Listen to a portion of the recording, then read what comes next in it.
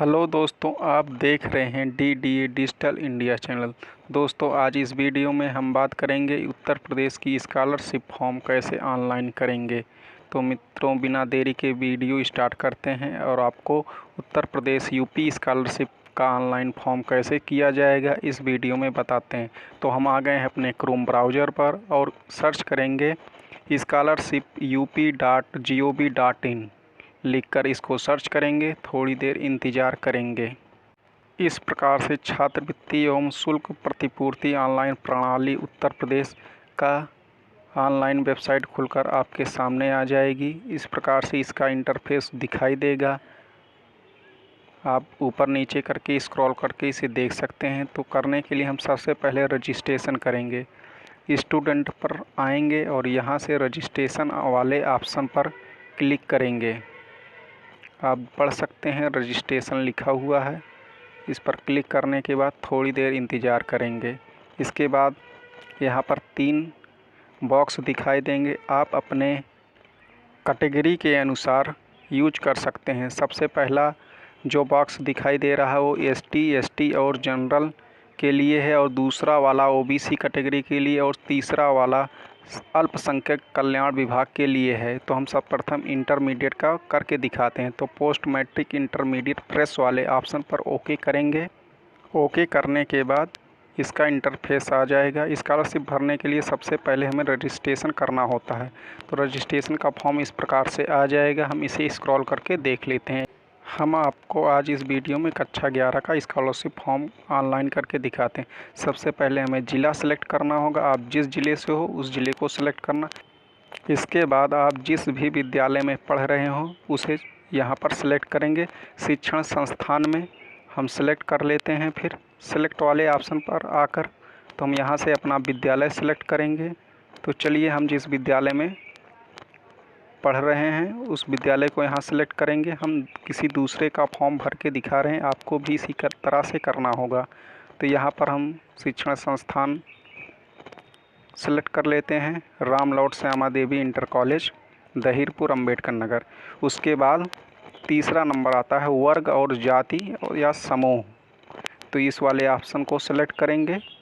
यहाँ पर आप जिस भी जाति से हो कैटेगरी से उसे चूज करेंगे। तो यहाँ पर अनुसूचित जाति कर लेते हैं।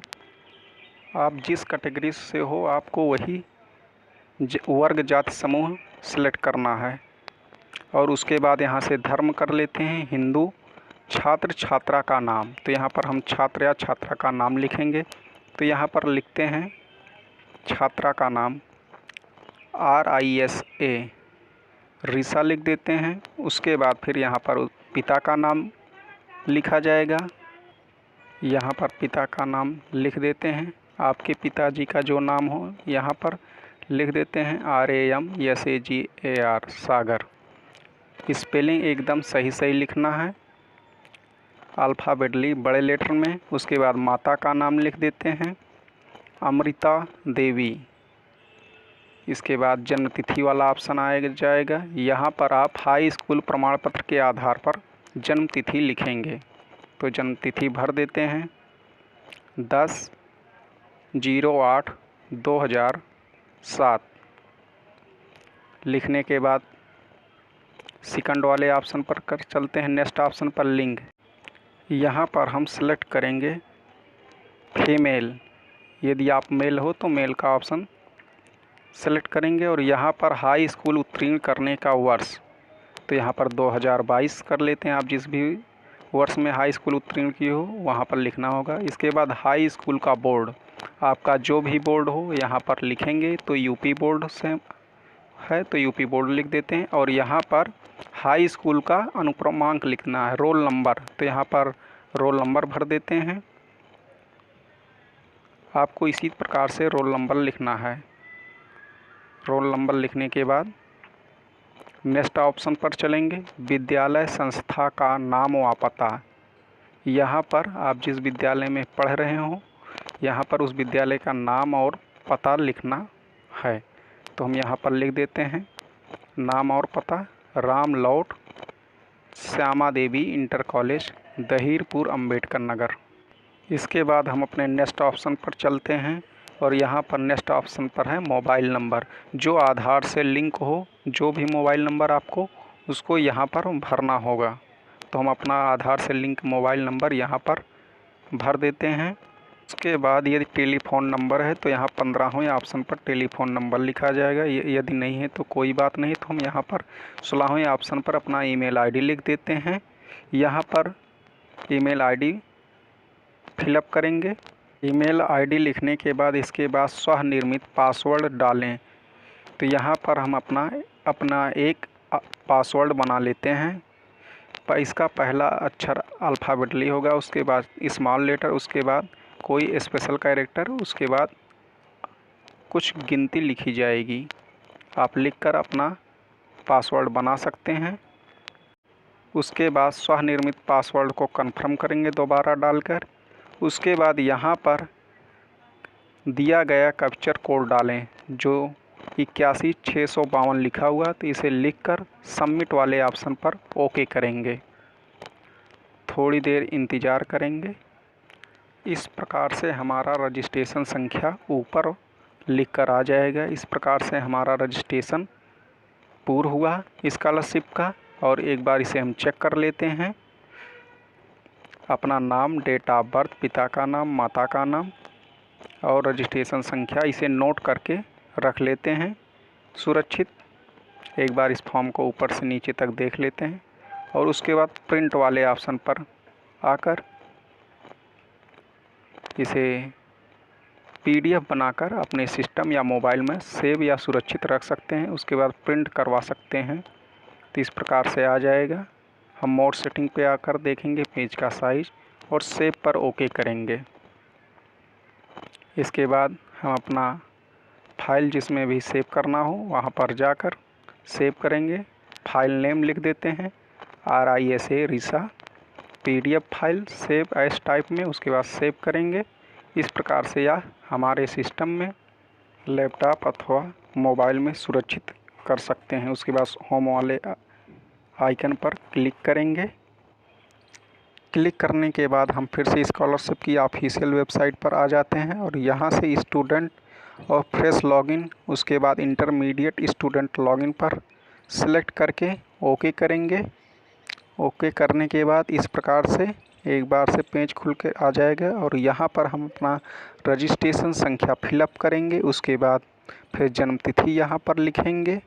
जन्मतिथि लिखने के बाद हम अपना पासवर्ड वेरिफिकेशन कोड डालें। यहाँ पर स्वनिर्मित जो पासवर्ड बनाए थे यहाँ पर लिख देंगे।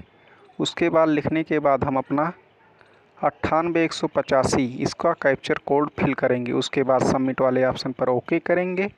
थोड़ी देर इंतज़ार करेंगे। इस प्रकार से इस फॉर्म का इंटरफेस खुलकर सामने आ जाएगा।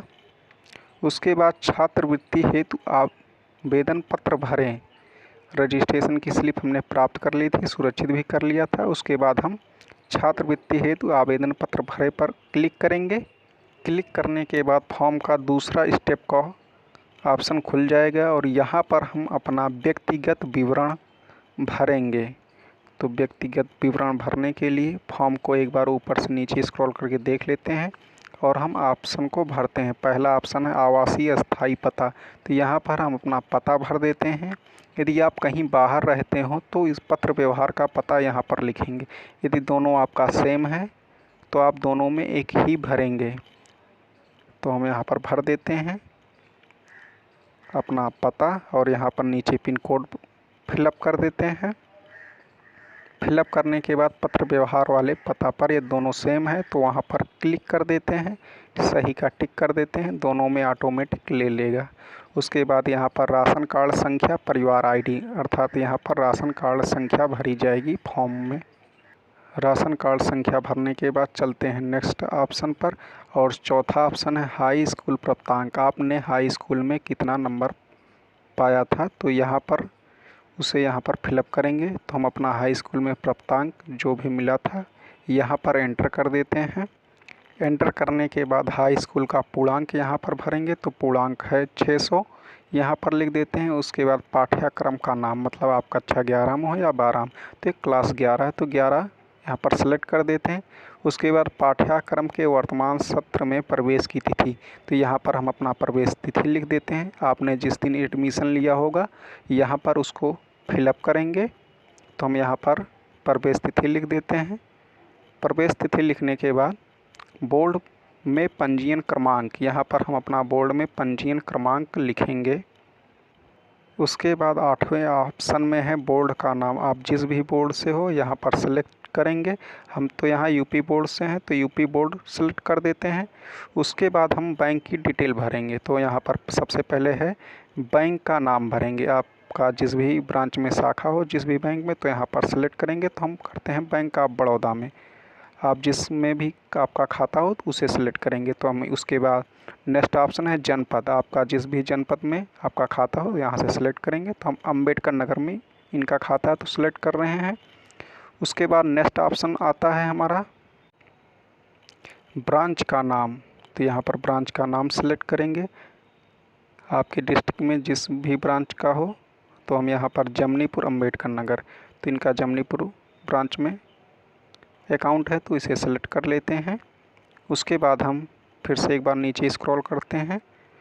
उसके बाद फिर यहाँ पर छात्र या छात्रा बैंक खाता में अंकित नाम, आपका पासबुक में जो भी नाम लिखा हो यहाँ पर उसे फिलअप करेंगे, यहाँ पर भर देंगे।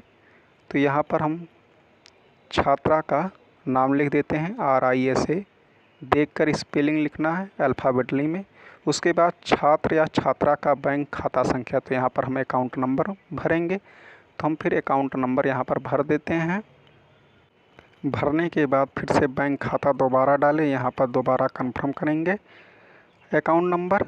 उसके बाद नेक्स्ट ऑप्शन पर आ जाएंगे आवासीय दीवा छात्र। यदि आप घर से पढ़ने आते जाते हैं तो आप दीवा छात्र लिखेंगे। यदि आप कमरा लेकर रहते हैं तो आवासीय छात्र लिखेंगे। तो हम यहाँ दीवा छात्र कर देते हैं। यहाँ पर 16वां ऑप्शन अनुमोदित वार्षिक नॉन रिफंडेबल अनिवार्य शुल्क, आप इसे स्कूल में पता करके विद्यालय में इसको भरेंगे। तो यहाँ पर हम 1800 भर देते हैं। और उसके बाद नेक्स्ट ऑप्शन पर आते हैं तो आरक्षण भत्ता छात्रवृत्ति है, तो इसमें हम यदि हो तो भरेंगे, नहीं तो नहीं भरेंगे। गत वर्ष की कक्षा यहाँ पर भर देते हैं, कक्षा 10, पिछला वर्ष इनका क्लास 10 था, भर देते हैं। उसके बाद गत वर्ष का परीक्षा फल, तो पास थे तो पास भर देंगे।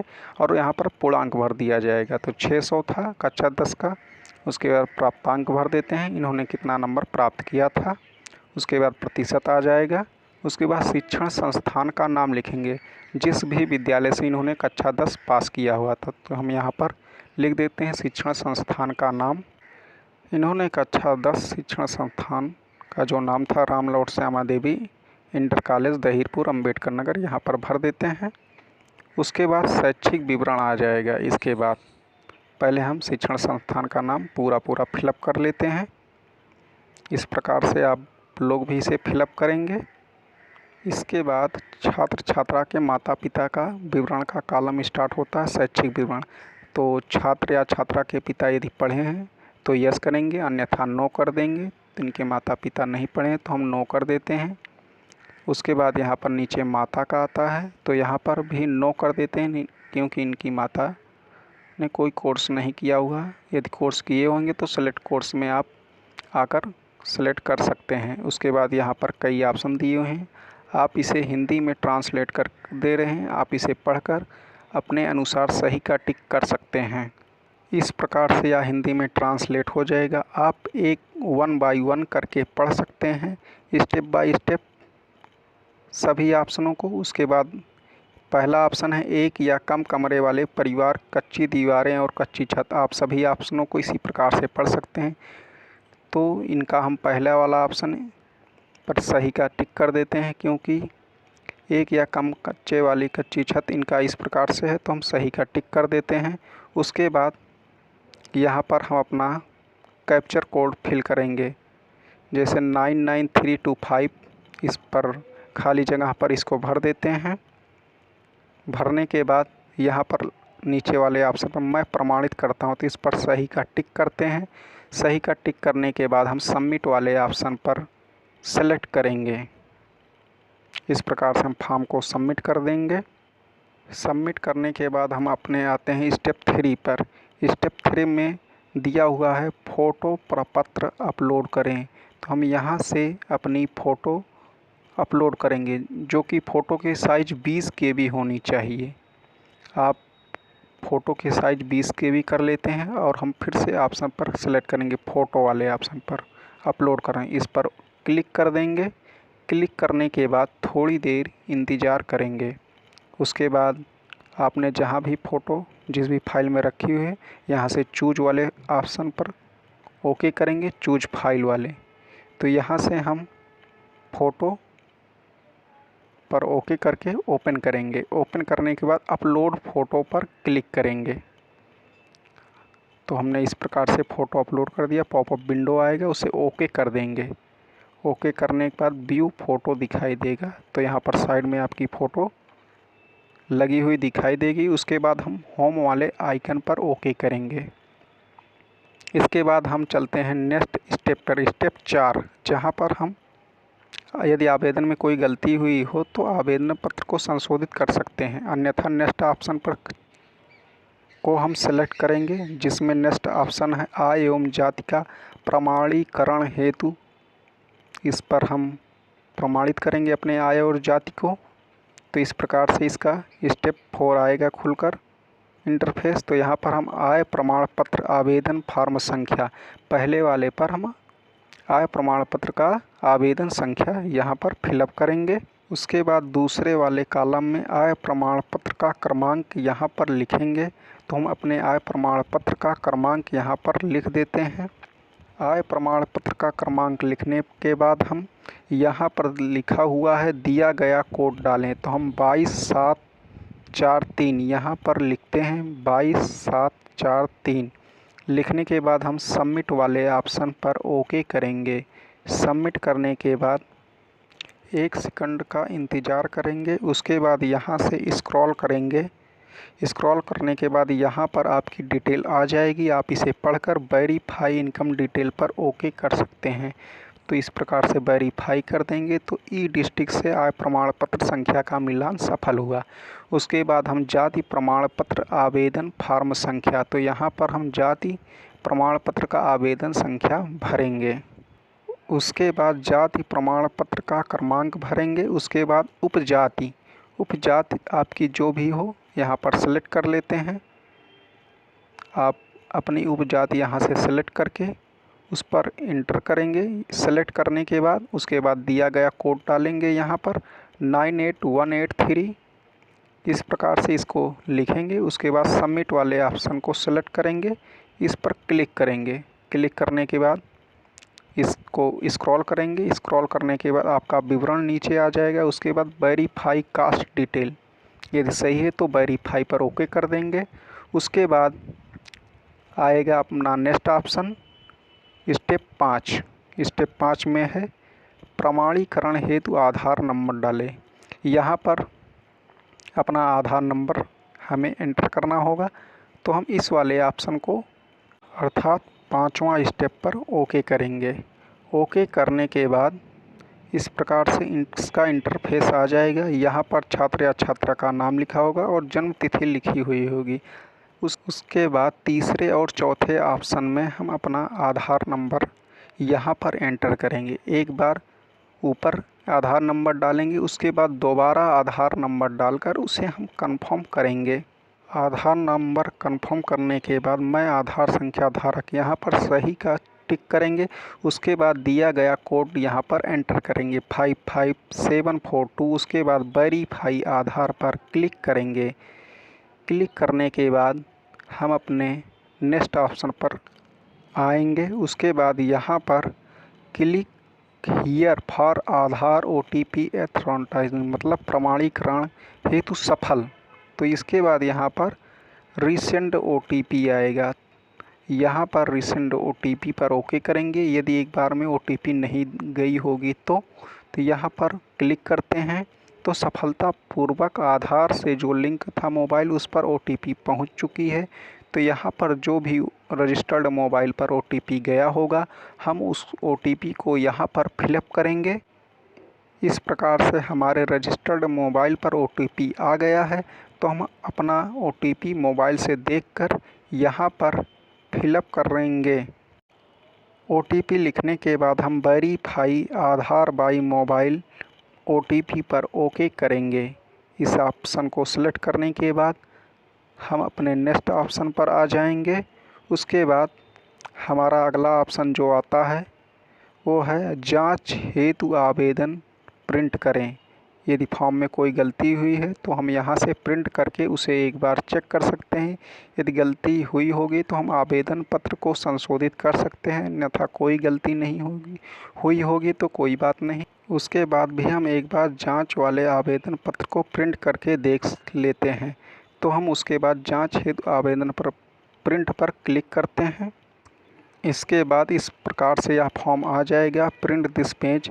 तो यहाँ पर लिखा हुआ यह प्रिंट शिक्षण संस्था में जमा करने हेतु मान्य नहीं है, अर्थात इसे आप पढ़कर जांच कर सकते हैं कि आपने फॉर्म सही भरा है कि गलत। यदि कोई गलती हुई होगी तो आप इसे सुधार सकते हैं। इसके बाद हमारा अगला स्टेप आता है स्टेप 6 एप्लीकेशन लॉक। यहाँ पर लिखा हुआ जांच के उपरांत आवेदन पत्र सबमिट करें। संस्था में जमा करने हेतु आवेदन पत्र का प्रिंट 3 दिन बाद अवश्य करें। इसके बाद हम 3 दिन बाद इसका प्रिंट ले सकते हैं। यहाँ पर आप फॉर्म को लॉक कर देते हैं क्योंकि इसमें कोई गलती नहीं हुई थी, तो हम 3 दिन का इंतज़ार कर लेते हैं। इस प्रकार से हमारा 3 डेज 3 दिन पूरा हुआ। इस प्रकार से हम स्कॉलरशिप की ऑफिशियल वेबसाइट पर एक बार दोबारा आ गए हैं।